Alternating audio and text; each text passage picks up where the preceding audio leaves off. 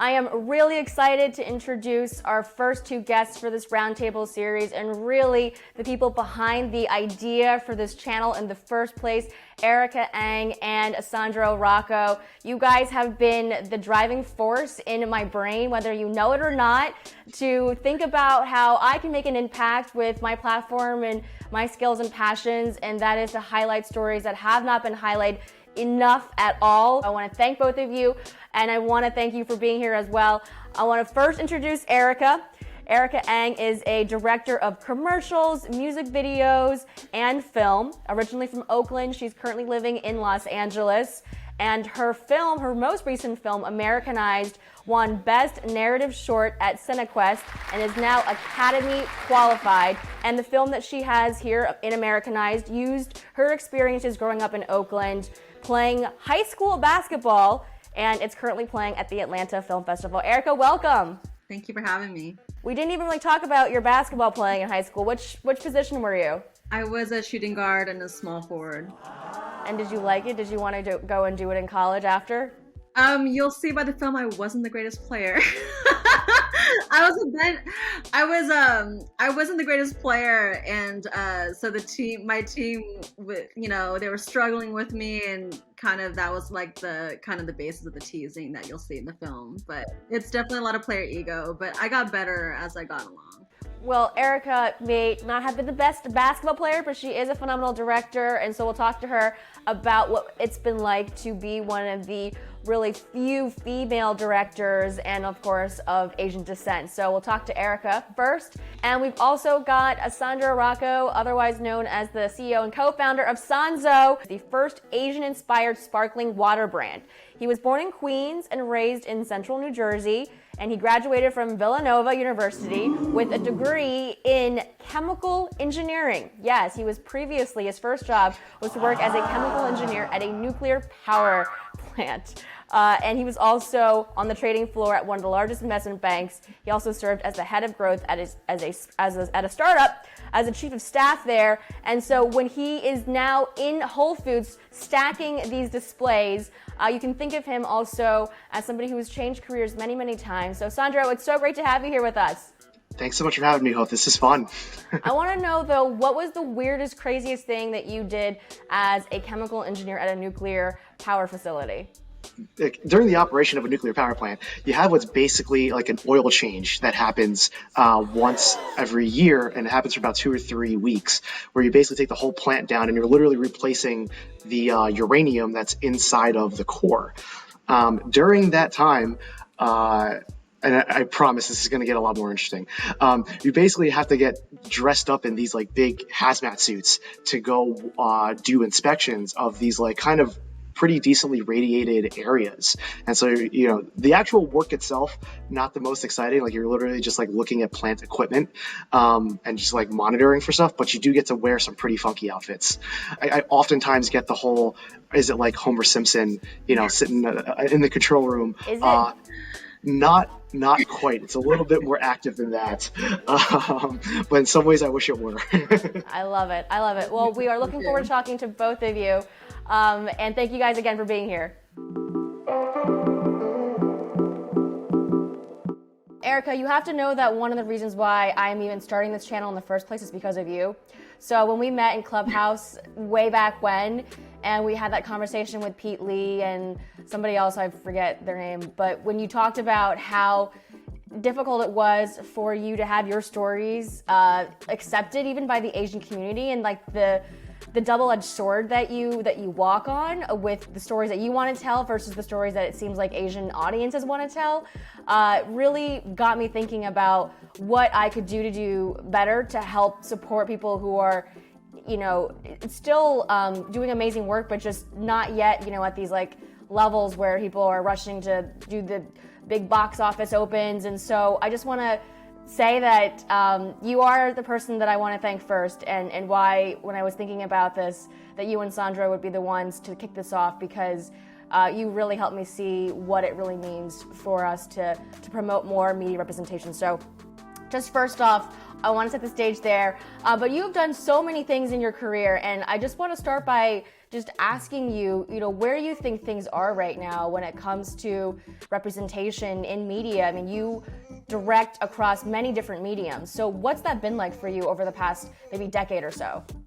Wow. I mean, I first want to say thank you so much. That's so sweet of you to say. I mean, if you catch me anytime, I always like to rant about film, but I really had just a lovely discussion with you about just, our stories and what we want to tell. And yeah, I was talking with Pete Lee because he's one of the most talented filmmakers I know. And yeah, the conversation is a little controversial because it was about Asian American filmmakers and do we have to make Asian American films to be recognized by the community? And that's a big question because I think like as Asian Americans, we're kind of put in a box of like you can only tell Asian American stories, but that's not true.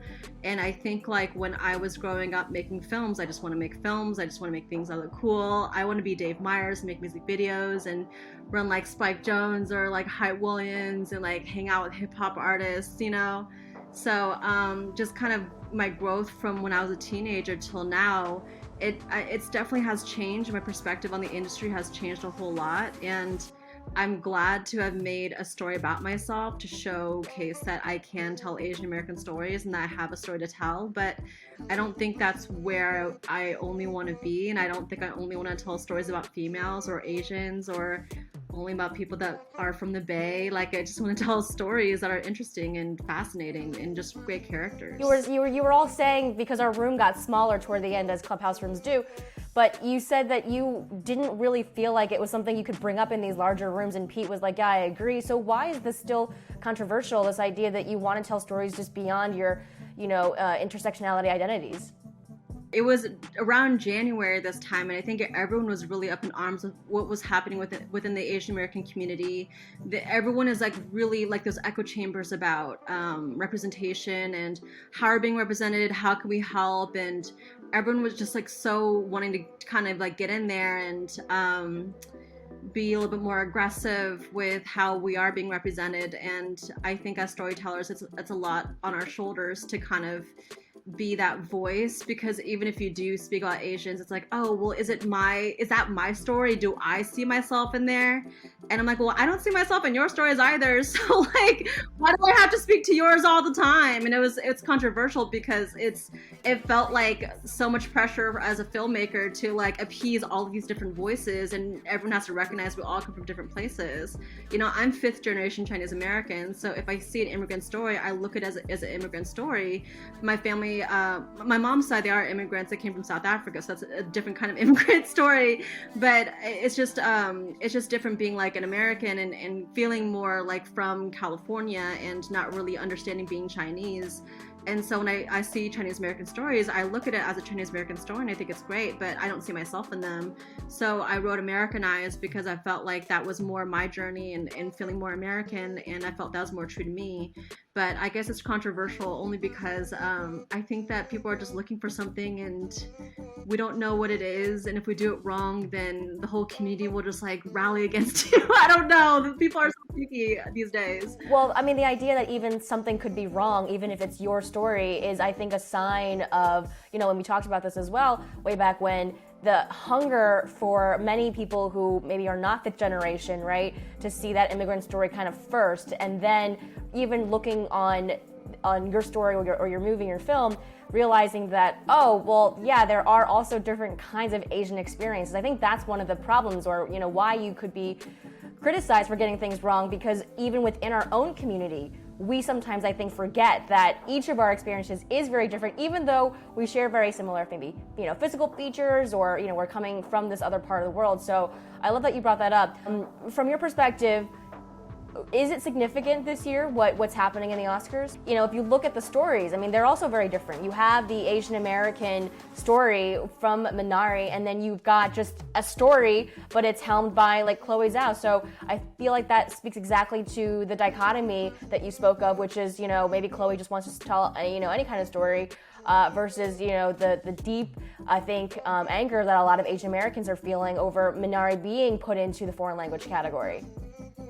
Yeah, I know. I think that whole controversy is really difficult to kind of unpack, but I really like that Chloe's being nominated for a story that's just not like an Asian American story. It's just a great story of a human condition and just being a human, and that's the kind of stories that we all want to tell.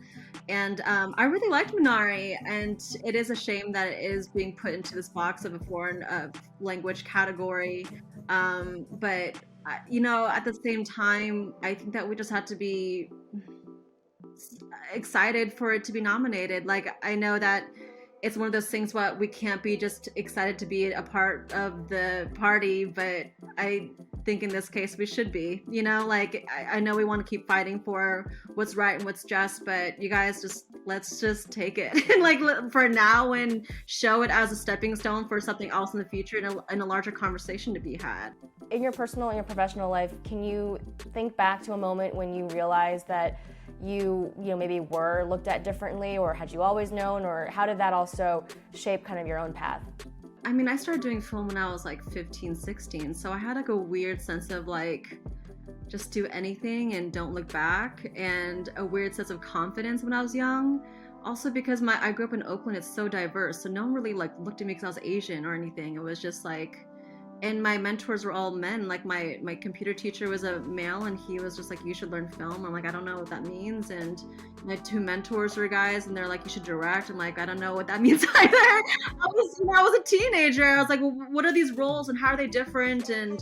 And they helped me put together my first like directorial thing when I was in high school. And I was like, oh yeah, that's exactly what I want to do. Thank you for helping me realize that. So I think like luckily my mentors didn't make me feel different. They just made me feel special. And that really helped, because when I got into the industry, it definitely shitted on me and nothing ever was the same. And it's really, really difficult. So at that point, yeah, you're treated like shit, but everyone else is too. So across the board, you're kind of put down in a lot of ways, but it's just at that point you just kind of have to remind yourself why you're doing this and why it's a special craft and why you're meant to do it. So I think that's the only thing that's been kind of pushing me along. Well, I want to know what it was that your mentor saw in you at 14, 15, 16 that they were like, you gotta direct. I was just a bossy ass bitch, man. I don't know. I was always like getting in there, and I think like I was always asking. I remember my first internship was at a TV station, KDOL, which is actually still in Oakland, and I remember I got all my tasks done, and I was asking the guy, I was like, what else can I do? And he had me like dusting VHS tapes. I was organizing the closet, and all the other interns were all like, playing. We didn't have phones then, so they were just like all shitting around. But like, I was like in the closet, like really getting in there. And then I think that same week when my mentor was like, do you want to join this program?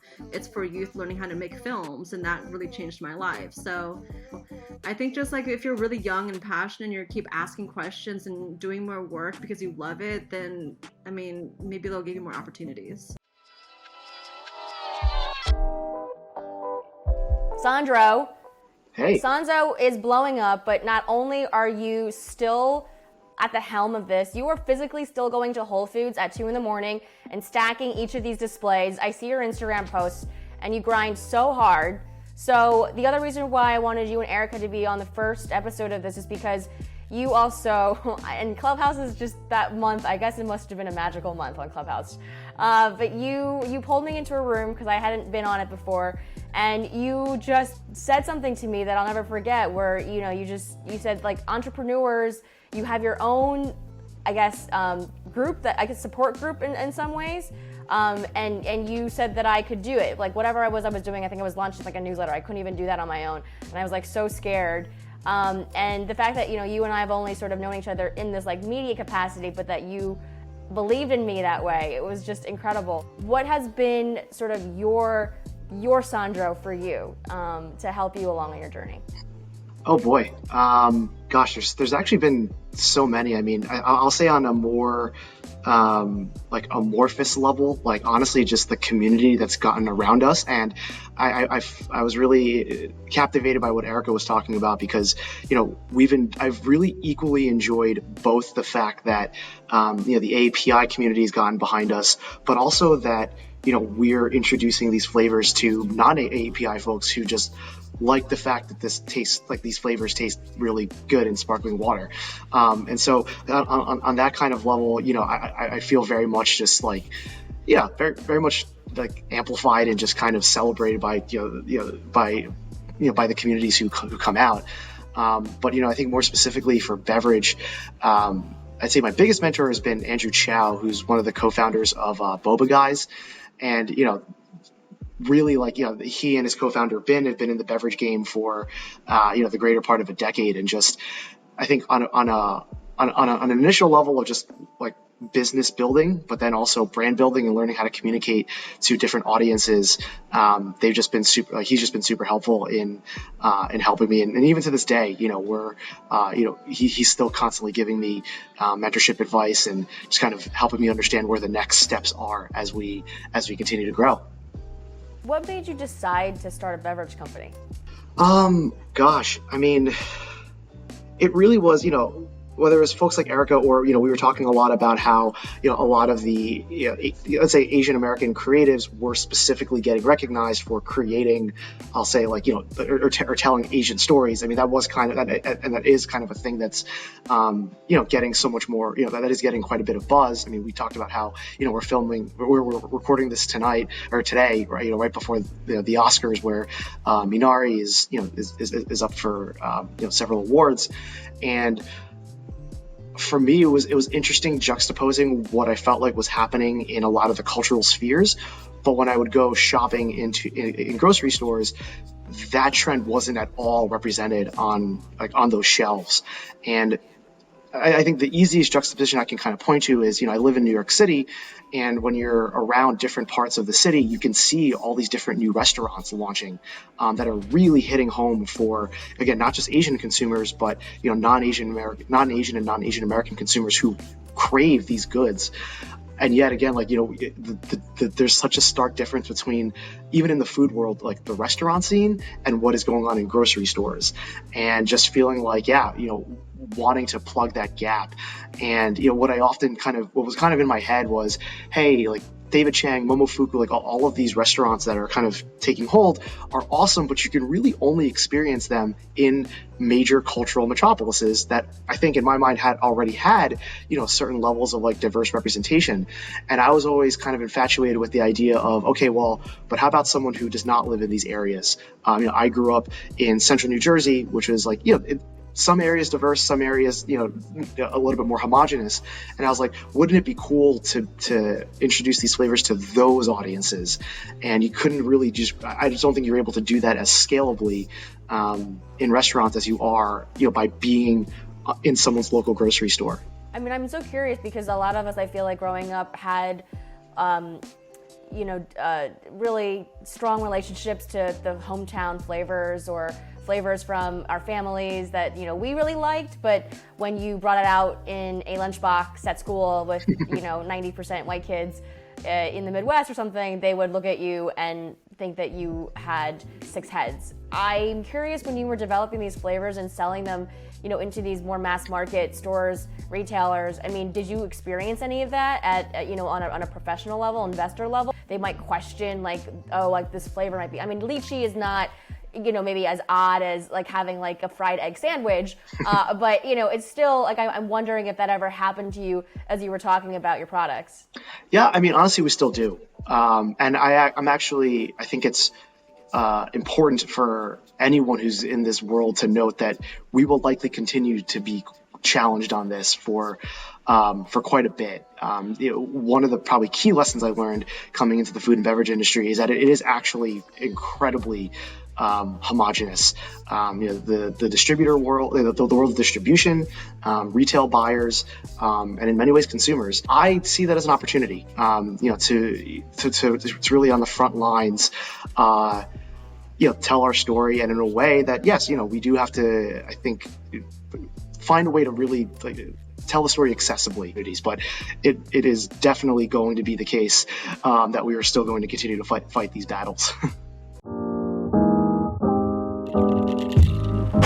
Sandro and Erica, I mean, you both have made tremendous strides in your respective industries, and one thing that I really wanted to do with this is to bring people together from different parts of the world. When you talked about, Sandro, the fact that there is sort of representation maybe in the fine dining areas of food and beverage, but not on the grocery store kind of side and in the consumer's mind. Did you have anybody else though that gave you kind of a blueprint for what you were going to do? I'll say the first bit of it was definitely a bit of my own, trial by fire, finding other entrepreneurs in the space who can kind of give me little tidbits here or there. We now, though, I will say, do have some advisors on board who, specifically, they scaled vitamin water in the earliest days.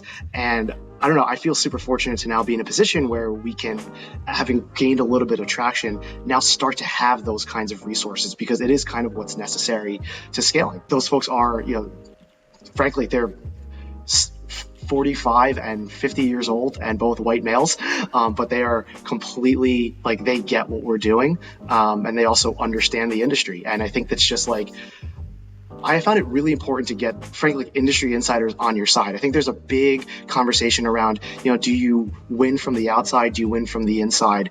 And I've kind of taken the tactic of, we're already kind of coming from the outside, and I don't want to hamper ourselves, right? We want to get the best talent. We want to get the best folks around this brand who can help us have these conversations where we can win in retail. And so, very fortunately, we actually now have a couple of beverage insiders helping us scale the business. Well, when you talk about the older white guys, I think about Erica's mentors. I imagine your mentors were maybe very similar looking to who Sandro is working with. Yeah, well, one of them was Asian, so I will shout him out a little bit later. But it is true, I think in any profession that's creative or within food or in film, you have to create your own success before someone jumps onto your success. So like you said, trial by fire, no one's going to help you out. No one's going to show you where you should go. The only thing my teacher was you should get an internship. He's not telling me how to behave in an internship or what to be interested in. I had to be interested in myself. So a lot of filmmaking and a lot of like you said, being an entrepreneur is having your own fascination with what you're doing. If you have a true fascination and a true desire to learn something, then that's the core of what will keep you in this industry. It can't just be I like it, but I don't know, so I'm not going to do it. Then you're not fascinated enough. But if you keep doing it, you will be. There's no way you shouldn't be. You know what I mean? I tell it to my friends all the time, as hard as we're working right now, there's no way we can't be successful because we're just really persistent in what we're doing. Right, and I think I think it also speaks to the fact that you are both good at what you do. There are let's be honest, there are lots of people who have lots of great ideas, who are really fascinated, but if they don't have the discipline, if they don't have the ability to execute, and frankly, the drive to continue, because it's really about persistence, as you said. You guys wouldn't be in the positions you're in either. So it's not just that you also had the right mentors or had the right advice at the right time.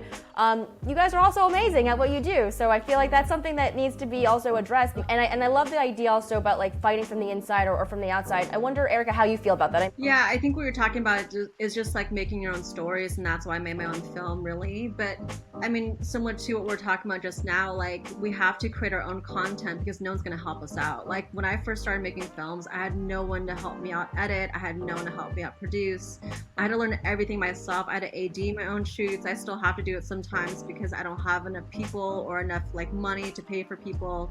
So a lot of these stories will have to be done by ourselves. And that's kind of how I imagine finding from the inside. It is just making our own stuff, trying to get it budgeted or trying to get it done ourselves. But like I said, everyone wants to jump on a moving train. So once you have a little bit of success, work your ass off, and you have to invest in yourself. But once you do, then people, if it does become successful or if it does become notable, then people want to jump on your train and keep riding with you. But other than that, you can't ask people to back you when there's no momentum behind you. You have to create your own momentum, and that's the sucky part about this.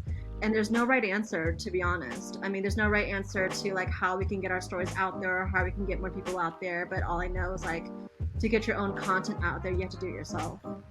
Zipeng is really good at this. I mean, he has the ability to really encapsulate an idea and a feeling with just one image, and all of you actually deal in visual mediums. I mean, even though Sanzo is a beverage, I mean, I know you spend a lot of time trying to craft that brand and then the storytelling. So I know, Z, you're listening to this. I'm sure you've got some thoughts on, what it's like also to fight for the representation on just having these stories being told, but in a very specific and impactful way, in a singular image.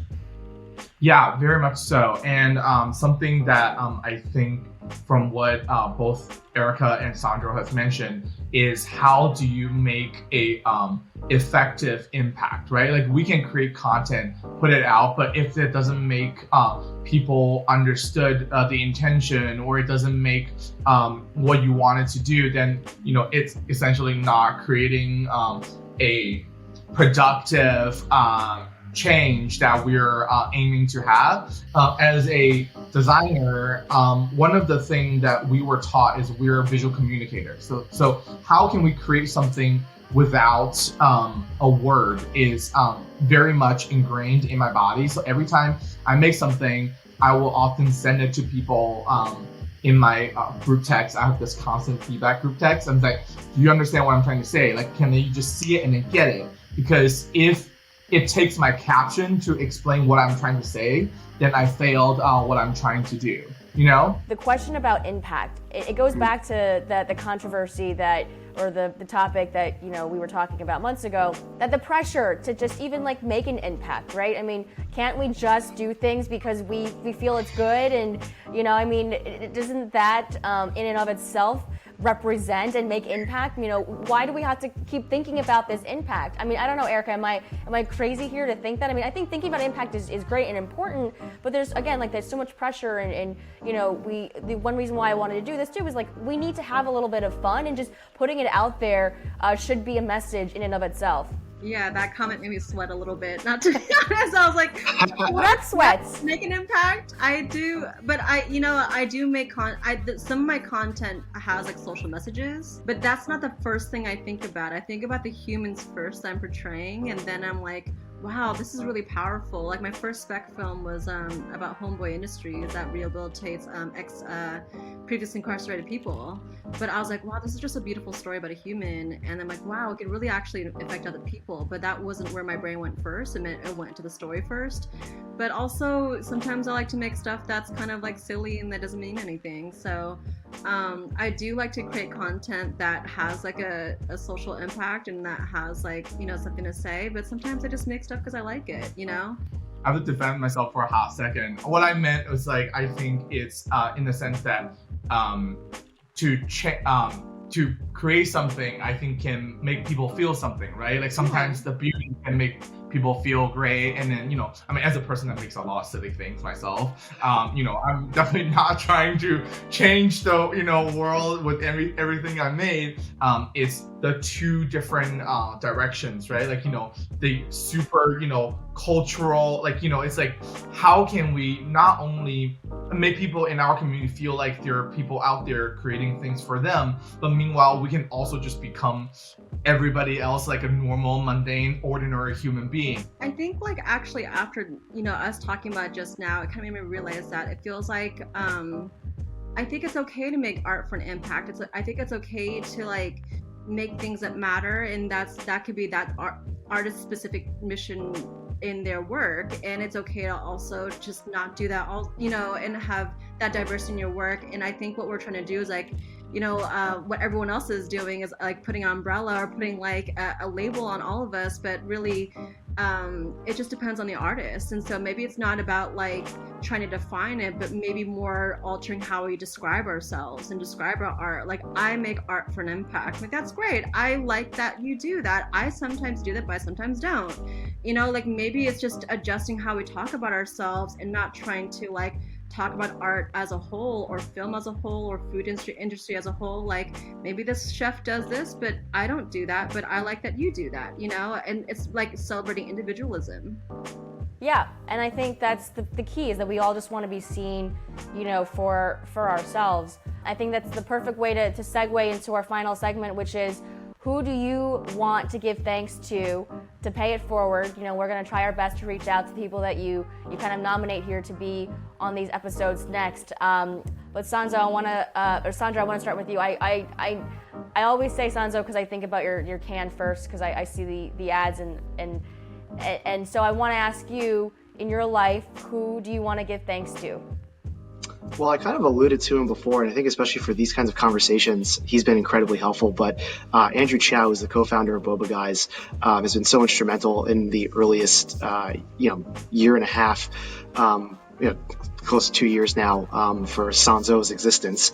And so I just don't know that I would have had this level of access to, even folks like you, Hope, and obviously certainly this kind of conversation that we're having. So definitely shout outs to him. And I will also add one thing, which is you're not the first, and you will definitely not be the last person to call me by the brand's name. I just consider that my own fault for naming it so close to my own name. So don't apologize. When is the origin of the name? It is a mashup of my first and middle names. So my name is Alessandro Lorenzo, and I just thought it sounded really cool together, and it wasn't already trademarked. And so here we are. Well, so technically we are calling you by your name. You are calling me by a mashup of my name. That's actually pretty good. I'm going to take that one. Yeah, I think it. you should. Amazing. We'll try to reach out to Andrew, and maybe we'll send him this testimonial as well. Erica, who do you want to thank, and who do you want on the show next? Ken Ikeda was the person that pulled me aside when I was at Youth Sounds as a teenager and was like, you should try to direct your own film, and he was kind of spitballing ideas for me. But speaking of people who are mission driven, he's an entrepreneur who invests in organizations that have a mission. So whether it be youth organizations for the homeless, educators, activists, like anybody that works within the community, he helps support them and find a way to give them platform and give them funding. So I mean, I think that he does really great work in the Bay Area, and he definitely deserves a lot of thanks. All right, Ken, you're being shouted out. We'll try to get you here as well. Thank you guys for being here with us on this inaugural episode and roundtable. It was such an amazing pleasure to have both of you. Hopefully you'll make some new connections here as well. And we'll come back to you maybe in a couple of months and see where things are. So congratulations on being Academy qualified now, Erica. It's an amazing feat. We will be rooting for you. And Sandro will continue to just chug Sanzo, spread the word, and we'll watch out for you as you also go along your journey. So thank you guys so much. All right, thanks. Thanks, Zipeng.